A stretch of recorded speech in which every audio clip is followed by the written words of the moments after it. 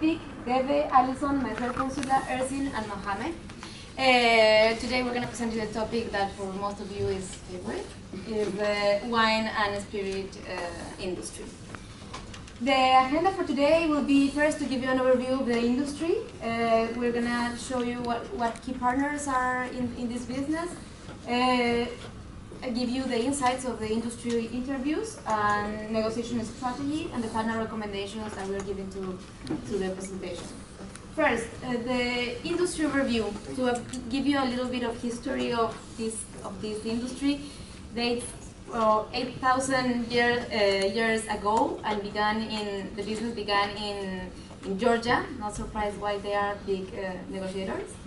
The major players here are three important countries that play big. They play big in this industry. First, Canada. Canada has the province that is the largest buyer of alcohol in the world.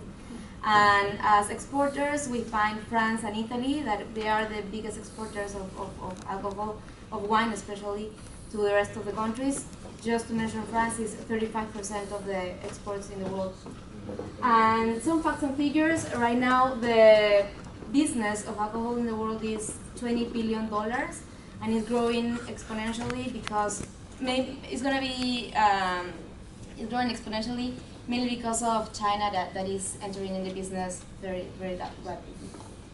The key partners, we have the process involves every kind of business, beginning with the growers, with the manufacturing companies, the importers, the distributors, and especially a government that is involved in every step of these processes. We're going to focus our presentation today in two partners, that are the government and the distributor, because the example that we're going to give you today is in the context of a winery that wants to sell the products to other countries. In this context, we interviewed four different people from different sectors. First, from the Canada government, we have the lead of the global business for spirits and wines. For the Jumeirah Group, we have the director of food and services, food and beverage. Emperor Specialty Foods and Private Ranch Wines and Corporation, we interviewed the owners of these companies. So Alison will give you the details of these interviews. Good afternoon. We will start with the wine and spirits industry and how it is different from the other sectors we have heard about today. The negotiation strategy, we will again, as Ursula said, talk about two ways, government and the distributors, as the winery that we are thinking we are today. First off, government, as Ursula mentioned, is involved in every step of the way. Say for the winery, how you grow your grapes, where you grow your grapes, what type of bottle you put it in, what it says on the label, where you can sell it, who can even buy it, all controlled by the producing country. You want to export this? The country that will receive the wine has the exact same ability to control this process. What you can say on the label, who can buy it, where it can be sold. We talked to the government about this, asked them about their negotiation strategy. In their world, wine and spirits are a commodity. It is government-type relations. It is under a strict mandate. It is very formal, the same as all other government negotiations. Moving to the last few points, as the winery, when you're talking with your potential distributor, it's key that you understand both parties' positioning. You need to know if they're high-end, if they're low-end, if the product is viewed as a commodity or as a luxury item. These two factors will determine your negotiating strategy, your style, and the types of relationships that are going to ensue. Leverage. Building on the positioning that you and your counterpart have identified, someone in this relationship is going to have a higher level of leverage. Potentially it's because their distribution power. Maybe it's because they have a rare, unique wine or a rare channel, such as the UAE. There are only 2 companies authorized to bring wine into this country. The depth of the ongoing relationship. We've all talked about today, and we probably, the rest of the groups will, relationships are important. In the wine and spirits industry, relationships are vital. The relationship is collaborative.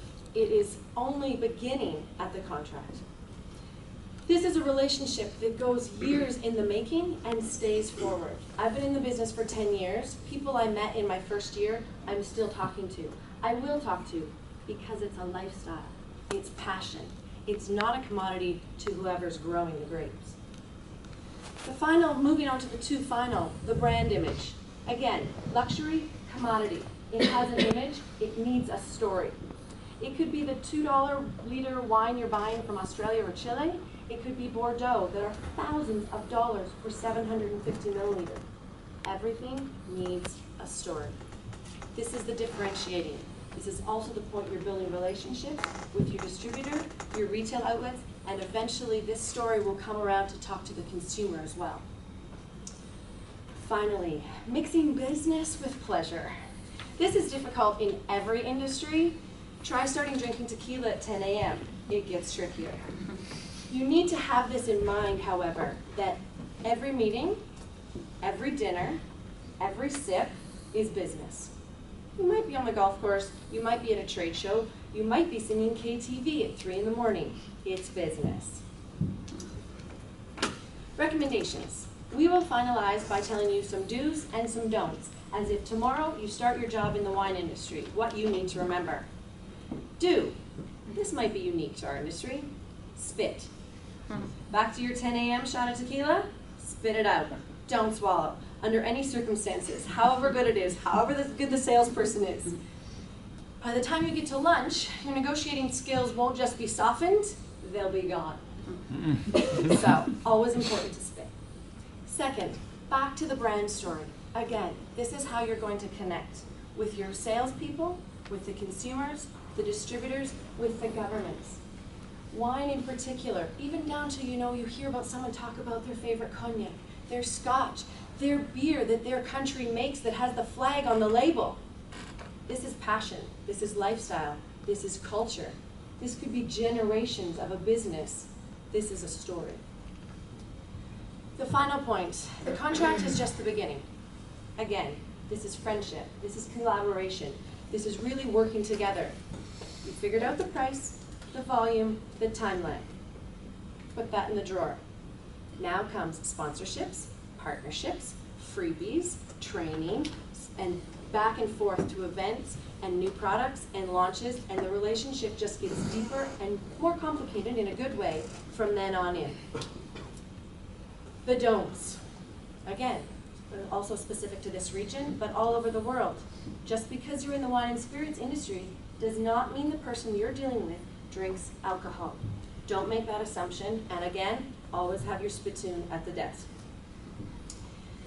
Though I would like to say it's different, every meeting is not a party. There are some business deals to be done. You need to remember this, again, when you're dealing with new suppliers, new people you're meeting. I'm in a suit. I don't have a bottle of wine here. I don't have a corkscrew in my back pocket either. Every meeting is not a party. Leads nicely into business is still business. Like the government pointed out to us, for some people's minds, wine, whiskey, beer, it's a commodity. Business is still business. Price is important, keeping your word is important, and making sure that the relationship is intact is always important, no matter how much fun you have. So I'd like to end with just a key few points. Again, if you're starting your job tomorrow in the wine industry, bring your personality. Have fun with it, but not too much fun. Remember that it's collaboration. It's very much a win-win. Everyone loves this industry. It's passionate. It's lifestyle. Just remember, it's still business. Thank you.